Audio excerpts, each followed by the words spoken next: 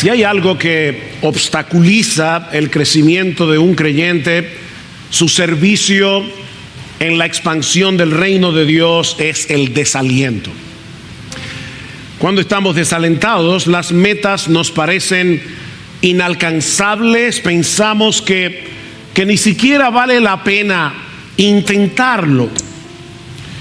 No vale la pena seguir luchando contra ese pecado en particular. No vale la pena querer desarrollar el hábito de leer mi Biblia todos los días. No vale la pena dedicarme a servir a los hermanos en la iglesia si a final de cuentas ni siquiera lo agradecen. ¿De qué sirve tratar de seguir llevando el evangelio a los perdidos si este mundo va de mal en peor? Si este mundo rechaza en una forma decidida y agresiva todo lo que el cristianismo valora, todo lo que el cristianismo defiende, mis hermanos, el desaliento nos paraliza, el desaliento nos roba la esperanza, nos lleva a pensar que todo esfuerzo es inútil, que no tenemos ni las capacidades, ni los recursos, ni los dones para lograr cambios significativos, ni en nosotros ni en otros. La buena noticia para el creyente es que hay remedio para el desaliento. Y eso es lo que yo espero mostrar en el pasaje que vamos a considerar en esta mañana, que ya leímos hace un momento, Ageo capítulo 2 versículos 1 al 9, continuando con esta serie expositiva en este libro del Antiguo Testamento. Como hemos visto, hasta aquí en el año 537 antes de Cristo, un grupo de israelitas regresaron del exilio para reconstruir la ciudad de Jerusalén, para reconstruir el templo que habían sido devastados por Nabucodonosor unos 66 años antes.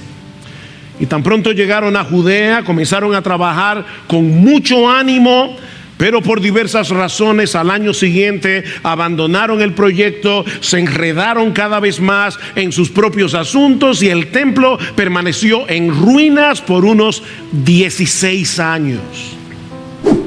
Estos israelitas pusieron sus intereses personales por encima de la gloria de Dios. Pusieron sus intereses por encima de la presencia de Dios en medio de ellos. Pero nuestro Dios, que es un Dios de gracia, que es un Dios bueno, les envía al profeta Ageo y al profeta Zacarías para hacerlos recapacitar. Y dice en Ageo capítulo 1 versículo 14 que el Señor mismo despertó el espíritu de los líderes del pueblo, despertó el remanente de todo el pueblo por medio de su palabra, de tal manera, mis hermanos, que todo el pueblo completo, desde el más pequeño hasta el más grande, decidieron obedecer la voz de Dios. Fue una respuesta sorprendente al ministerio de Ageo. Pero al poco tiempo de haber reiniciado la obra, se enfrentaron con otro problema. Muchos de ellos tenían edad suficiente como para recordar la magnificencia del templo de Salomón. Y eso los desalentó profundamente, porque ellos sabían que no tenían los recursos para llevar a cabo una empresa de esa magnitud. Dice en Esdras capítulo 3 versículo 12 que muchos de los sacerdotes y levitas y jefes de las casas paternas, los ancianos, escuchen bien, que habían visto el primer templo, cuando se echaban los cimientos de este segundo templo delante de sus ojos, lloraban en alta voz, mientras muchos daban gritos de alegría. Aquí vemos el contraste. Los más jóvenes estaban eufóricos porque se había reiniciado la reconstrucción del templo, pero los mayores lloraban porque este nuevo templo les parecía demasiado insignificante. Estos israelitas necesitaban urgentemente unas palabras de aliento. Y si yo conozco un poco de la naturaleza humana, comenzando por la mía, yo estoy seguro que hay muchos aquí que en el día de hoy necesitan una palabra de aliento. Y eso es precisamente, mis hermanos, lo que nosotros tenemos en este pasaje que vamos a considerar en la mañana de hoy. Ahora, extrañamente, lo primero que hace Dios con este pueblo desanimado, con este pueblo desalentado, es enfrentarlos con la realidad de que el edificio que ellos estaban construyendo definitivamente no podía compararse con el anterior. Una forma rara, ¿verdad?, de alentar al pueblo. En otras palabras, mis hermanos, lo que estoy diciendo es que en vez de meter el problema debajo de la alfombra, lo que hace Dios es sacarlo a la luz y ponerlo delante de sus ojos. Y eso nos lleva de la mano a la primera enseñanza de este pasaje. Tratar de evitar la realidad no es la solución para escapar del desaliento. No metas la cabeza en el hoyo. Tratar de evitar la realidad, mis amados hermanos y hermanas, no es la solución para tratar de escapar del desaliento. Versículo 1 al 3. El día 21 del mes séptimo vino la palabra del Señor por medio del profeta Ageo diciendo: habla ahora Zorobabel, hijo de Salatiel, gobernador de Judá, y al sumo sacerdote Josué, hijo de Josadac, y al remanente del pueblo, diciendo, es Dios que está diciendo, ¿quién ha quedado entre vosotros que haya visto este templo en su gloria primera? ¿Y cómo lo veis ahora? Tal como está, no es como nada a vuestros ojos. Dios les está diciendo, ustedes tienen razón. Este segundo templo no tiene comparación con la magnificencia del templo que construyó Salomón. Ahora, noten, mis hermanos, antes de entrar en materia, que en el versículo 1 se resalta el hecho de que este mensaje vino por medio del profeta Ageo el día 21 del mes séptimo. Y esta fecha es importante por varias razones. Por un lado, porque en el calendario hebreo, este era el mes con más festividades religiosas y por lo tanto con muy poca actividad laboral. Al principio del mes séptimo se celebraba la fiesta de las trompetas. Unos días después, el día de la expiación, el Yom Kippur. Y 5 días más tarde, la fiesta de los tabernáculos. Desde el 15 al 22 del mes séptimo, los israelitas debían vivir en tiendas de campaña para recordar cómo Dios los había cuidado y protegido durante el éxodo. El problema es que en cada una de esas fiestas había que guardar días de reposo. No se podía trabajar. De manera que venía una festividad tras otra y el proyecto de construcción, que apenas había comenzado un mes atrás, estaba detenido. Pero esta fecha también es importante porque según Primero de Reyes capítulo 8 versículo 2, fue precisamente en el mes séptimo que Salomón inauguró el primer templo. Así que era muy probable que estos israelitas se sintieran frustrados y nostálgicos. Las dos cosas. No habían podido adelantar todo lo que hubieran querido y el recuerdo del antiguo templo les resultaba muy doloroso. Mis hermanos, cuidado con la nostalgia. Cuidado con la nostalgia. Porque puede resultar muy peligrosa. Hay personas que viven ancladas en una supuesta era dorada de la historia de la iglesia. Y piensan que la iglesia de ahora no sirve. Me hubiera gustado vivir en la época de la iglesia primitiva, o me hubiera gustado vivir en el tiempo de Whitefield o en el tiempo de Spurgeon. Y entonces miran a su alrededor lo que está sucediendo en muchas iglesias y se sienten profundamente decepcionados. Estaba recordando cuando pensaba en esto que hubo una época en esta iglesia Que ese era el sentimiento de la mayoría de los miembros que han estado aquí prácticamente desde el principio. Siempre que empezábamos a hablar de la historia de nuestra iglesia, cómo comenzamos hace 44 años atrás, en verano del año 1978, recordaban con mucha nostalgia aquellos primeros años cuando había tanto fervor por leer las escrituras, había tanto fervor por evangelizar, había tanto fervor por aprender de teología. Y ciertamente fue una época de verdad muy especial que debemos recordar con mucha gratitud. Pero mis hermanos, no todo era color de rosa. También había mucha inmadurez. También cometimos un montón de errores que jamás quisiéramos volver a repetir. Por eso alguien decía que la nostalgia es una extraña mezcla de mala memoria con una buena imaginación.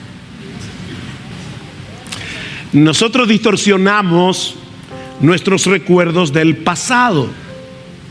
Y cuando esa nostalgia nos atrapa, produce en nosotros una sensación de desencanto. Y esa sensación tiende a paralizarnos. Nunca volveremos a experimentar lo que vivimos en esta época.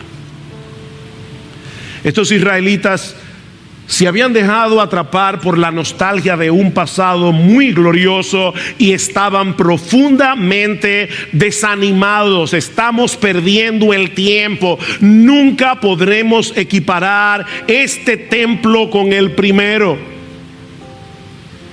Pero entonces viene Dios por medio del profeta Ageo y les dice: ¿saben qué? Ustedes tienen razón. Ustedes tienen razón. Este segundo templo jamás será como el de Salomón. De hecho, si ustedes leen las escrituras, se van a dar cuenta de algo curioso. En este segundo templo, la Shekinah de Dios, la gloria de Dios que venía en una forma de nube, no vino sobre este templo. De hecho, el arca del pacto había desaparecido. En el lugar santísimo ellos no tenían arca del pacto. Este segundo templo ni en sombra tenía la gloria del primero. Y sin embargo, ahora Dios les dice: pero ¿saben qué? No deben desalentarse. No deben desalentarse. Y esto por dos razones.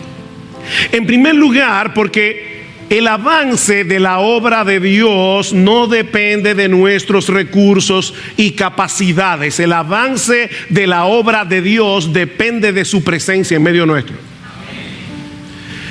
El asunto aquí no es la magnificencia del edificio. El asunto aquí es la presencia de Dios. Noten el versículo 4. Pero ahora esfuérzate, Zorobabel, declara el Señor. Esfuérzate tú también, Josué, hijo de Josadac, sumo sacerdote. Y esforzaos todos vosotros, pueblo de la tierra, declara el Señor. Y trabajad, porque yo estoy con vosotros, declara el Señor. Conforme a la promesa que os hice cuando salisteis de Egipto, mi espíritu permanece en medio de vosotros, no temáis. El problema de esta gente era que estaban magnificando los obstáculos y minimizando a Dios. Mis hermanos, lamentablemente nosotros tenemos un Dios muy pequeño. Yo no estoy diciendo que Dios es pequeño, de ninguna manera. Yo estoy diciendo que el problema nuestro es que en nuestra mente nosotros minimizamos a Dios y magnificamos los obstáculos. La debilidad de estos israelitas era real. Su falta de recursos en comparación con los que tuvo Salomón en su tiempo era real. Pero a final de cuentas, ellos tenían lo necesario. Ellos tenían lo necesario. ¿Ustedes recuerdan cuál fue la palabra de David a Salomón cuando él iba a iniciar el templo? La construcción del primer templo. Esfuérzate, sé valiente y haz la obra, no temas ni te acobardes, porque el Señor Dios, mi Dios, está contigo. Él no te fallará ni te abandonará hasta que toda la obra del servicio de la casa del Señor sea acabada. Estas palabras son muy similares a las de Ageo en los versículos 4 al 5. Esfuércense, trabajen y no teman. Esfuércense, trabajen y no teman. No se queden ahí sentados esperando que lleguen tiempos mejores. Tomen la determinación de hacer lo que tienen que hacer. ¿Saben por qué? Porque se van a sentir mejor si hacen un esfuerzo. No, mis hermanos. Lo que tenemos aquí no es ese tipo de estímulo psicológico. Lo que estaba detrás de esa nota de aliento era una realidad mucho más trascendente y gloriosa que ellos debían contemplar con los ojos de la fe, porque yo estoy con vosotros, declara el Señor. Yo estoy con ustedes. Esfuércense, trabajen, no teman, porque yo estoy con ustedes, mis hermanos. Ese es el mensaje de Dios para mí y para ti. En nuestras propias fuerzas, nosotros somos menos que nada, pero amparados en el poder del Todopoderoso, mis hermanos, ¿habrá algún obstáculo que sea imposible de vencer? Esta semana, uno de los hermanos de nuestro grupo pequeño nos recordó una frase que Jerry Bridges usa en algunos de sus libros y que describe muy bien esa dinámica misteriosa de la vida cristiana. La frase es responsabilidad dependiente. Tú y yo necesitamos asumir una responsabilidad dependiente. En otras palabras, haz lo que tengas que hacer. No rehuyas tu responsabilidad, pero no cometas el error de hacerlo en tus propias fuerzas. Responsabilidad dependiente. Es la presencia de Dios con nosotros lo que hace la diferencia. Y es por eso que esta promesa se repite una y otra vez, una y otra vez, una y otra vez a lo largo de todas las Escrituras. Deuteronomio 31. Dios le dice a Josué: sé firme y valiente, porque tú entrarás con este pueblo en la tierra que el Señor ha jurado a sus padres que les daría. El Señor irá delante de ti. Él estará contigo. No te dejará, no te desamparará. No temas ni te acobardes. La misma palabra de Ageo. Y luego en Josué capítulo 1 versículo 5, nadie te podrá hacer frente en todos los días de tu vida. ¿Tú dices eso? Nadie te podrá hacer frente en todos los días de tu vida. ¿Por qué? Porque así como estuve con Moisés, estaré contigo. No te dejaré ni te abandonaré. Versículo 9, no te lo he ordenado yo. Sé fuerte y valiente. No temas, no te acobardes, porque el Señor tu Dios estará contigo por donde quiera que vayas. No hay un lugar, no hay una esquina en todo el universo en el que nosotros estemos solos de Dios.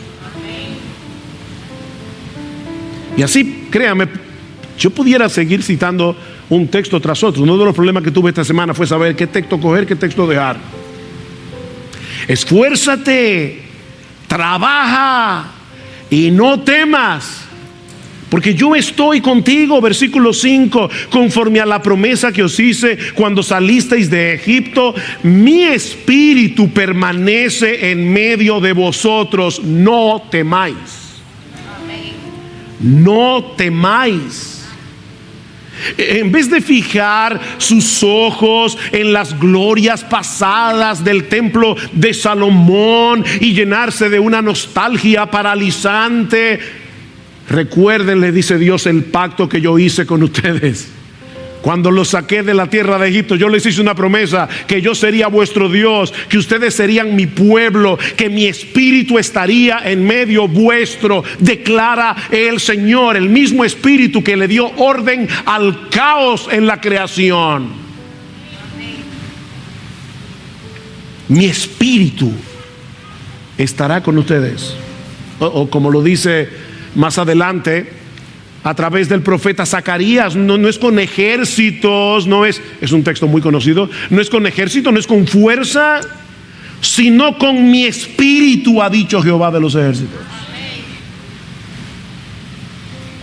Mis hermanos, la obra del Espíritu en nosotros no elimina nuestra responsabilidad. ¿Se dieron cuenta? Nosotros tenemos que esforzarnos. Nosotros tenemos que trabajar. Tenemos que hacer lo que tenemos que hacer. Pero sabiendo al mismo tiempo que en una forma misteriosa el Espíritu está moviendo nuestra voluntad y está haciendo eficaz nuestra labor. ¿Quién toma la decisión de trabajar? Tú y yo. ¿Qué pasó previo a eso? El Espíritu de Dios obró. Por eso es que Pablo dice en Efesios capítulo 2 versículo 10 que nosotros somos creados por Dios, nuevas criaturas, somos una nueva creación de Dios, y que Dios ha puesto delante de nosotros buenas obras para que anduviésemos en ellas, de tal manera que todo lo que hacemos después de convertidos es solo para la gloria de Dios. Es su gracia en mí, como cantábamos hace un momento. Así que anímate, mi hermano. ¿Tú viniste desanimado a la iglesia hoy? Pensando que tú eres un inútil. ¿Tú crees que tú eres un inútil? Bueno, déjame decirte, tú eres un inútil, pero Dios es todopoderoso. Y es increíble lo que Dios todopoderoso puede hacer con un inútil que se pone en sus manos. Es como dice, ese fue uno de los textos que vino a mi mente en esta semana, Isaías 41:14. No temas, gusano de Jacob. Qué alentador. Mañana serás un león. No, tú eres un gusano y seguirás siendo gusano, pero trillarás montes, vas a allanar collados, porque yo estaré contigo. Esfuérzate, mi hermano, anímate, mi hermano, porque no estamos solos. Nuestro bendito Señor y Salvador ha prometido estar con nosotros todos los días hasta el fin del mundo. No os dejaré huérfanos, dice Jesús a sus discípulos, vendré a vosotros. Y Él está hablando aquí no de la segunda venida, Él está hablando de la promesa de enviar su Espíritu. Nosotros somos el templo del Espíritu, nosotros somos la morada del Espíritu. ¿Tú te das cuenta, mi amado hermano y hermana, lo que eso significa? Si eres cristiano, el Espíritu Santo mora en ti, está obrando en ti y por medio de ti. Eso debería ser suficiente para sacarnos del pantano del desaliento. Pero Dios no ha terminado todavía de animarnos, sino que ahora nos dice en los versículos 6 al 9 que lo que hacemos para Él sirviendo a su pueblo es mucho más grande de lo que nuestros ojos pueden ver. ¿Qué era lo que estaba pasando con estos israelitas? Que ellos veían el templo y sentían que aquello era insignificante. Y ahora Dios les dice: permítanme abrirles los ojos para que ustedes tengan un vislumbre de lo que yo voy a hacer con ese esfuerzo que a ustedes les parece pequeño. Mis hermanos, lo que nosotros hacemos para la obra de Dios, lo que nosotros hacemos para el servicio de Dios, sirviendo al pueblo de Dios, va a tener repercusiones mucho más grandes de lo que nosotros ahora podemos percibir. Versículo 6. Porque así dice el Señor de los ejércitos: una vez más, dentro de poco, yo haré temblar los cielos y la tierra, el mar y la tierra firme, y haré temblar a todas las naciones. Vendrán entonces los tesoros de todas las naciones, y yo llenaré de gloria esta casa, dice el Señor de los ejércitos. Mía es la plata, mío es el oro, declara el Señor de los ejércitos. La gloria postrera de esta casa será mayor que la primera, dice el Señor de los ejércitos. Y en este este lugar daré paz, declara el Señor de los ejércitos. Noten que el versículo 6 comienza con un porque. Hermanos, toda la escritura es inspirada por Dios. En la Biblia no hay una palabra de más. Ese porque conecta los versículos 4 al 5 con los versículos 6 al 9. Así que la idea es esta: esfuércense, trabajen y no teman, porque así dice el Señor de los ejércitos: hay algo que yo voy a hacer en el futuro y que ustedes deben comenzar a contemplar ahora con los ojos de la fe. Esa es la idea.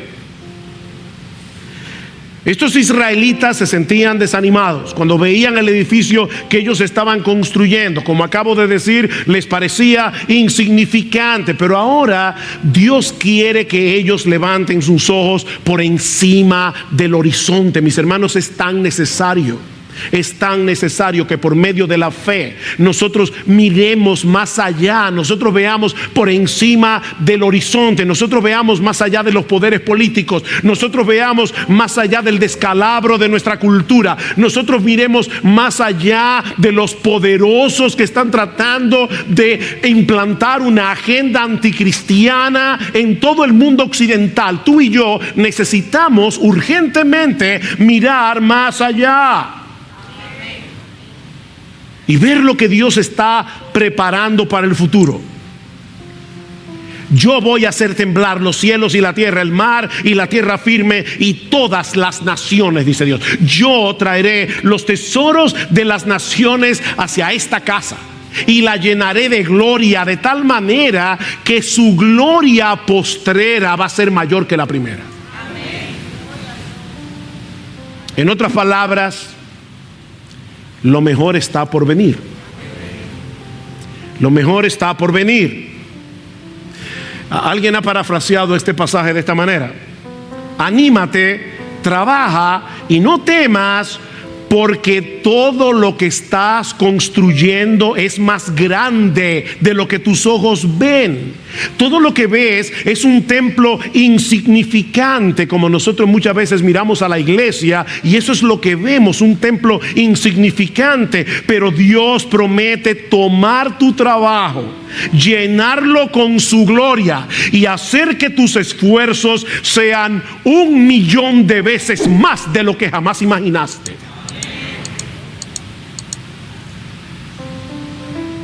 Ese templo que se estaba construyendo en los días de Ageo era un pequeño eslabón en la historia de la redención, en una cadena de eventos extraordinarios que Dios iba a llevar a cabo, dice él en el versículo 6, dentro de poco. Ahora, obviamente, hermanos, ese dentro de poco es en el calendario de Dios, no en el nuestro. Dentro de poco. Y como para Dios un día es como 1000 años, 1000 años es como un día. Es dentro de poco. Espérenlo. Yo voy a hacer temblar la tierra. Mis hermanos, siempre que se usa esa frase, ese tipo de expresión en las escrituras, es para referirse a una manifestación visible de la presencia magnificente de Dios. ¿Recuerdan lo que pasó en el monte Sinaí? Cuando Dios descendió para dar la ley al pueblo, dice que el monte humeaba, dice que vino un gran temblor, dice que se oía un sonido de bocina. El pueblo estaba aterrado porque Dios había descendido del cielo con toda su magnificencia a encontrarse con su pueblo. De manera que lo que Él está diciendo aquí es que Él mismo se haría presente en medio de su pueblo en la magnificencia de su gloria. O sea, lo que el templo del Antiguo Testamento representaba se haría realidad. ¿Qué era lo que ese templo representaba? La presencia de Dios. Y ahora Dios está diciendo: no se preocupen, yo voy a hacer temblar los cielos, yo voy a hacer temblar la tierra, porque yo mismo vendré. y me haré presente en medio de su pueblo. ¿Cuándo se cumplió esta profecía? Bueno, inicialmente se cumplió en la encarnación del Hijo de Dios, cuando la segunda persona de la Trinidad asumió una naturaleza humana para venir a salvarnos. Juan capítulo 1, versículo 1: en el principio era el verbo era con Dios, el verbo era Dios. ¿Y qué dice en el versículo 14? Y aquel verbo fue hecho carne y vimos su gloria, gloria como del unigénito del Padre, lleno de gracia y de verdad. Jesucristo es el templo de Dios. Es por eso que en el capítulo siguiente, en Juan capítulo 2, cuando el Señor es retado por la limpieza del templo, ¿qué les dice Cristo? Destruid este templo y en 3 días yo lo levantaré. Y Juan aclara en una nota editorial, pero él hablaba del templo de su cuerpo. Él hablaba del templo de su cuerpo. Es por eso que en Mateo capítulo 12 versículo 6, Cristo le dice a los judíos, señalándose a sí mismo: uno mayor que el templo está aquí. Yo soy mayor que el templo. Mis hermanos, Cristo es el verdadero templo de Dios. Cristo es el lugar de encuentro entre Dios y los hombres.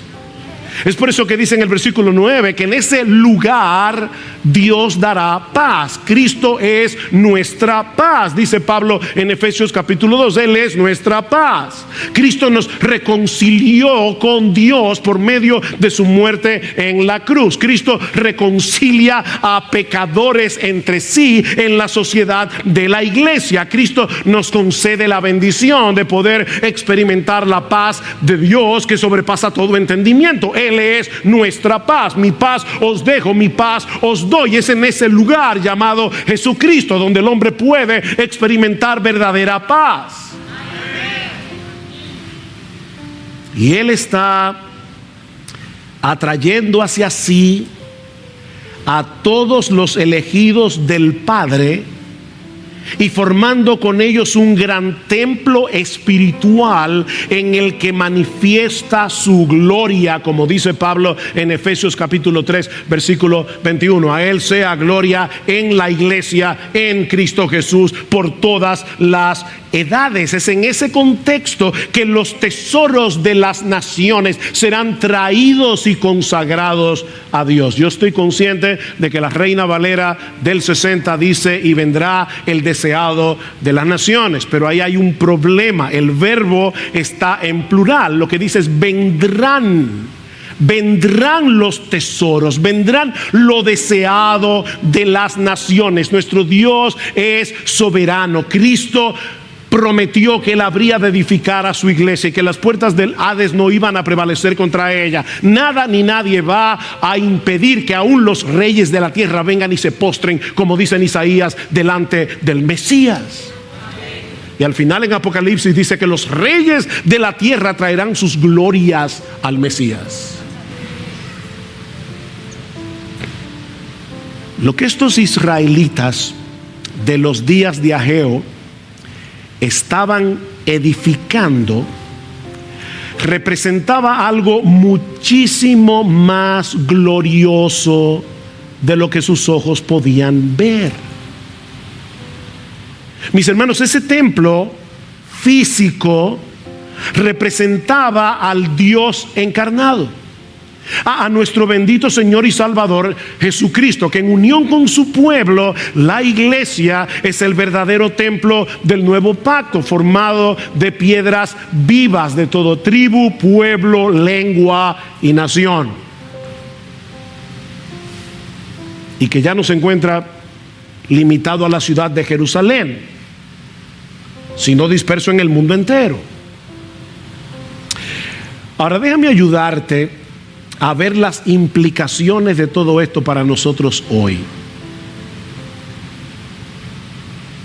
Porque es posible que algunos de nosotros estemos padeciendo de la misma miopía espiritual que tenían estos israelitas de los días de Ageo.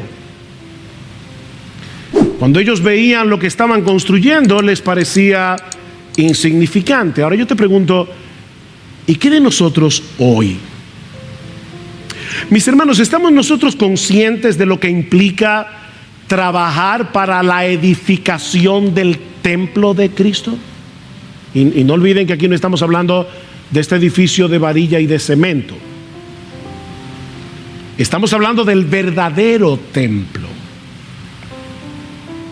Pablo dice en Efesios 2 que los creyentes estamos siendo edificados, escuchen esto mis hermanos, es importante, sobre el fundamento de los apóstoles y profetas, siendo la principal piedra del ángulo Jesucristo mismo, en quien todo el edificio, ¿quién es el edificio? Nosotros los santos, los creyentes que estamos siendo edificados sobre la doctrina apostólica, en quien todo el edificio bien coordinado va creciendo para ser un templo santo en el Señor. Nosotros nos mudamos aquí, en este edificio, en el año 1998, si no me acuerdo mal. Del 98 hasta acá, este edificio no ha crecido ni una pulgada. Está del mismo tamaño. Sin embargo, el edificio que Pablo está describiendo en Efesios 2 es un templo que crece. ¿Se dieron cuenta? Dice, bien coordinado, va creciendo para ser un templo santo en el Señor. Este es un edificio que crece. Porque la iglesia no solamente es un edificio, sino que también es un cuerpo. Estas dos metáforas, estas dos figuras se complementan entre sí. Y Pablo nos explica cómo es que ocurre ese crecimiento de este edificio que es también un cuerpo, que es el templo de Dios, que es la iglesia del nuevo pacto. ¿Cómo ocurre eso? Bueno, sucede de esta manera. Dios le da a esa iglesia pastores y maestros. ¿Y qué hacen esos pastores y maestros? Enseñan la palabra y equipan a los santos para que los santos hagan la obra del ministerio. Y dice más adelante que todos nosotros, óyeme, miembro de Iglesia Bíblica del Señor Jesucristo, si tú eres miembro de esta iglesia, yo no estoy hablando de tu vecino, estoy hablando de ti. De ti, que tu nombre está en una lista de miembros de esta iglesia. Todos nosotros, dice Pablo, hablando la verdad en amor, podamos crecer en todo en aquel que es la cabeza, esto es Cristo, de quien todo el cuerpo bien concertado y unido entre sí por todas las coyunturas que se ayudan mutuamente según la actividad propia de cada miembro, el cuerpo recibe su crecimiento para ir edificándose en amor. Cada miembro tiene sus propios dones, cada miembro ocupa su lugar, cada miembro tiene algo que hacer aquí. Mi hermano, mi hermana, tú te das cuenta que al hablar la verdad en amor a algún hermano, algún miembro de tu iglesia, tú estás puliendo esa piedra viva para que el templo de Cristo siga creciendo en gloria y hermosura. ¿Sabes que hay algo curioso en el Antiguo Testamento? Y es que en el templo de Salomón las piedras debían ser pulidas en la cantera, porque Dios dijo: yo no quiero ruido en la construcción del templo. Así que todo el ruido era en la cantera, donde las piedras eran medidas, eran pulidas y entonces eran traídas y colocadas exactamente en el lugar que le correspondía. Bueno, mis hermanos, esta es la cantera del templo que Dios está construyendo en la gloria. La piedra va a llegar allá pulidita. Pero ahora te toca a ti y me toca a mí hacer ese trabajo, porque nosotros estamos construyendo un templo. Puede que te parezca algo insignificante consolar a un creyente en medio de su aflicción, O corregir a un hermano que tú percibes que puede estarse extraviando, o ayudarlo de cualquier manera en su proceso de santificación. El cristianismo es un proyecto de comunidad. Nadie crece solo. Somos una familia. Y no son los pastores. Es increíble cómo los hermanos inmediatamente piensan que si alguien está andando mal, bueno, los pastores. Sí, los pastores tenemos un trabajo que hacer, y tú también. Somos un cuerpo, somos un equipo, somos una familia, donde todos nos preocupamos por todos. Y si lo miras con los ojos de la fe, te vas a dar cuenta que tú estás contribuyendo con algo extraordinariamente glorioso, que verás en todo su esplendor cuando nosotros estemos en la presencia misma de Dios. Es interesante que el autor de la carta a los Hebreos cita a Ageos 2. Ageo 2:6. Y nos dice en los versículos 26 al 27 del capítulo 12 que el cumplimiento final de esa profecía será una realidad cuando esta vieja creación sea completamente restaurada en los cielos nuevos y en la nueva tierra. Por eso yo les decía que el cumplimiento inicial de esa profecía se cumplió con la primera venida de Cristo. Pero el cumplimiento final de esa profecía será cuando Cristo regrese en gloria. Amén. ¿Recuerdan Mateo? Dice que los cielos se moverán como con un estruendo, toda la tierra será removida. Lo que dice Ageo: Dios hará temblar los cielos y la tierra. Y dice el autor de los Hebreos que cuando Dios haga eso en la segunda venida de Cristo, las cosas movibles de este mundo se evaporarán y solo permanecerá lo permanente. Los poderes políticos, los poderes de la ONU, de yo no sé cuánta cosa.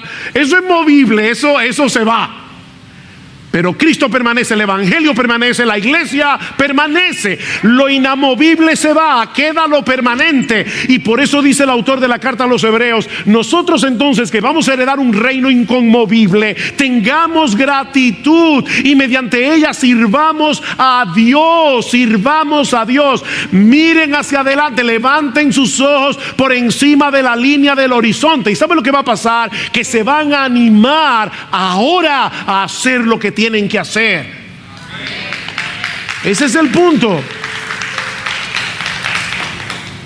Me encanta como lo dice Apocalipsis 21 versículos 9 al 11. Dice que en ese momento la iglesia estará ataviada en todo su esplendor, como la novia, la esposa del Cordero. Y lo que más me encanta es la primera línea del versículo 11: teniendo la gloria de Dios. Sí, esa iglesia que ahora te parece tan débil, esa iglesia que ahora te parece tan insignificante, tendrá la gloria de Dios. Eso es lo que nosotros estamos trabajando para eso. ¿Ven? No mires, mi hermano, lo que la iglesia es ahora. Lo que Ageo le estaba diciendo a los judíos de aquellos días era: mira lo que viene, mira lo que esto va a hacer en la historia de la redención. Bueno, mis hermanos, lo que yo le estoy diciendo en esta mañana es: ¿tú quieres salir del pantano del desaliento? Mira lo que esto va a hacer en el día del Señor. Decía C.S. Lewis que si nosotros tuviéramos la capacidad de ver a un creyente ya glorificado, nos sentiríamos tentados a adorarlo. Porque dice en Mateo capítulo 13 que los justos resplandecerán como el sol en el reino de su Padre. ¿Tú te imaginas a cada uno de los miembros de esta iglesia, sobre todo aquellos que no son exactamente lo que mejor te caen, resplandeciendo como el sol en el reino del Padre? Eso es impresionante. Pero ¿saben qué? Lo que Pablo dice en Efesios es que esa obra de hermoseamiento ya empezó. Cristo le está haciendo ahora. Es ahora. Maridos, amad a vuestras mujeres como Cristo amó a la iglesia y se entregó por ella para santificarla. Cristo está santificando a la iglesia. Ajá, ¿y cómo es que Cristo está santificando a la iglesia? Por medio de la labor de los mismos miembros de la iglesia. Efesios 4. ¿Se perdieron? ¿O los perdí? Cristo está haciendo algo en su iglesia, en sus verdaderas iglesias, y lo está haciendo a través de la iglesia, a través de sus miembros. Cuando cada uno pone su don en operación, cuando cada uno hace lo que tiene que hacer. Algunos tendrán una labor muy visible, los que predican, los que enseñan. Otros simplemente pasarán totalmente desapercibidos porque en una forma informal, privada, están discipulando a un creyente.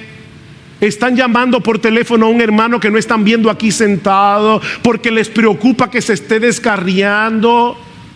Exhortaos los unos a los otros, Hebreos capítulo 3, exhortaos los unos a los otros entre tanto que se dice hoy, para que ninguno de vosotros se endurezca por el engaño del pecado. Nadie sabe que este miembro llamó a este miembro. Es algo privado, no es algo público. Pero mis hermanos, nosotros estamos construyendo algo impresionante.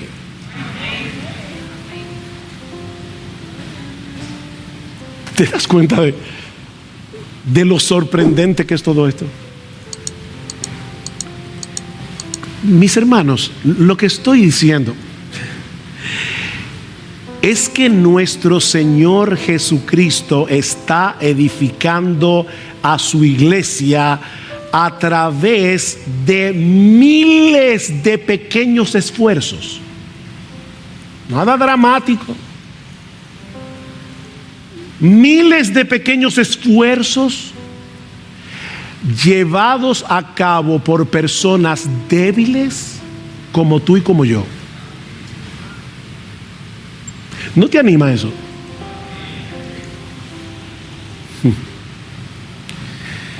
Como los israelitas de los días de Ageo, nosotros estamos edificando algo 1000 veces más grande de lo que nuestros ojos hoy pueden ver. Dios está con nosotros y en nosotros por su Espíritu, moviendo nuestra voluntad, haciendo eficaz nuestra labor para que las cosas que hacemos para Él en beneficio de su pueblo, por insignificantes que ahora nos parezcan, cumplan su propósito para la edificación y el hermoseamiento de este templo. Amén.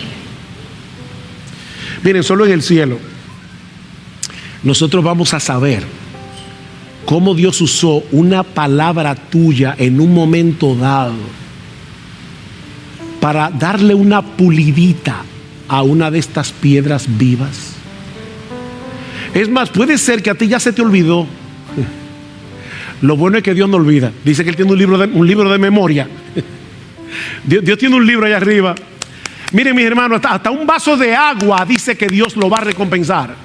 Eso para mí me parece increíble, porque es Dios el que mueve nuestra voluntad, es Dios el que hace eficaz nuestra labor y luego Dios nos recompensa. Y Él no olvida. Aquí la gente sí olvida, pero Dios no. Él tiene buena memoria. Y ahora yo te pregunto, ¿tú crees eso? ¿Tú crees eso?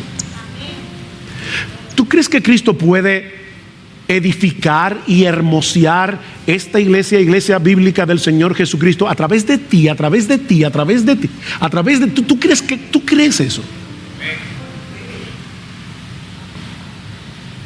Dice Pablo en 2 Corintios 12:9 que el poder de Dios se perfecciona en nuestra debilidad. Aunque en este momento seamos incapaces de ver el resultado final de nuestro esfuerzo. Es por fe que andamos, no por vista. Así que anímate, mi hermano, mi hermana, anímate a poner tus dones en operación, anímate a servir donde tengas la oportunidad de hacerlo, porque lo cierto es que lo que estás edificando ahora es mucho más grande de lo que eres capaz de ver. Ya me lo dijo, pastor, y te lo repito otra vez. A Pablo no le era molesto repetir la misma cosa y a mí tampoco. Es que yo quiero que tú trabajes por fe. Eso es como los maestros de niños. Yo admiro a los maestros de los niños. Yo no me acuerdo quién era mi profesora de primaria, de tercero de primaria. No recuerdo quién era, ni cómo se llamaba. Mi hermano Eric tiene una memoria de elefante, él se acuerda de todo eso. Yo no me acuerdo de nada. Pero yo solamente sé una cosa, y es el hecho de que todos mis maestros en la escuela poco a poco fueron contribuyendo con un poco de conocimiento, un poco de conocimiento, un poco de conocimiento. Ya yo no me acuerdo quiénes son, no me acuerdo qué fue lo que me enseñaron, pero todo se fue acumulando y de algo sirvió hasta el día de hoy. Eso pasa con la iglesia. Eso pasa con la iglesia, un poquito aquí, un poquito acá, un poquito allá. Y Dios va obrando a través de ese poquito, ese poquito, ese poquito, ese poquito, para edificar a su iglesia. Y tú eres parte de eso. Y cuando lleguemos a la gloria, Dios te va a decir: bien, buen siervo y fiel. En lo poco fuiste fiel. Nadie lo notó, pero ven, entra en el gozo de tu Señor. Entra en el gozo de tu Señor. Así que, mi querido hermano, mi querida hermana, no hay razón para que sigas sumergido en el pantano del desaliento. Estoy usando obviamente la figura de Bunyan en el proceso del peregrino. Nuestro Dios ha prometido estar con nosotros y llevar a cabo su obra por medio de nosotros. Sí, nos vemos débiles, nos vemos pequeños, porque lo somos. Pablo dice en 2 Corintios capítulo 4 versículo 7 que nosotros tenemos este tesoro, y se refiere obviamente al tesoro del evangelio. Nosotros tenemos este tesoro en vasos de barro. ¿Saben para qué? Para que la excelencia del poder sea de Dios y no nuestra. Oh, quiere el Señor abrirnos los ojos de nuestro entendimiento, para que podamos vislumbrar con los ojos de la fe lo que ahora no podemos ver a simple vista. Que cada miembro de esta iglesia, cada miembro de esta iglesia tome hoy la decisión de ser un constructor responsable. O, para decirlo más precisamente, de forma teológica, que cada miembro de esta iglesia tome hoy, ahora, la decisión de llegar a ser un constructor responsablemente dependiente del Espíritu de Dios. Responsablemente dependiente. Cada uno según los dones, cada uno según las oportunidades que el Señor nos da. Querido hermano de IBCJ, esfuérzate, trabaja y no temas, porque el Señor está contigo. Ninguna labor que lleves a cabo por amor a Cristo y por el bien de su iglesia quedará sin fruto. Mi amado hermano, nada es insignificante, por pequeño que te parezca a ti, porque es a través de esos miles y miles y miles de pequeños esfuerzos que Cristo está llevando a cabo su promesa: yo edificaré mi iglesia. Permítame concluir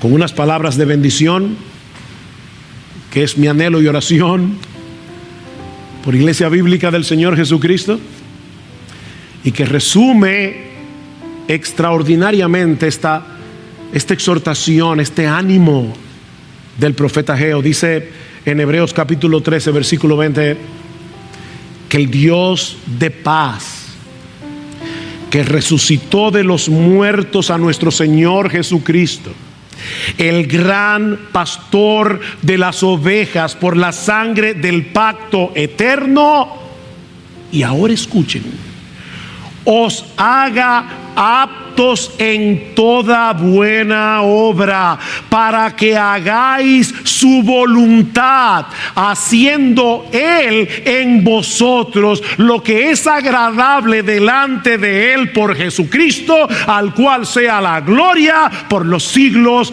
de los siglos. Amén.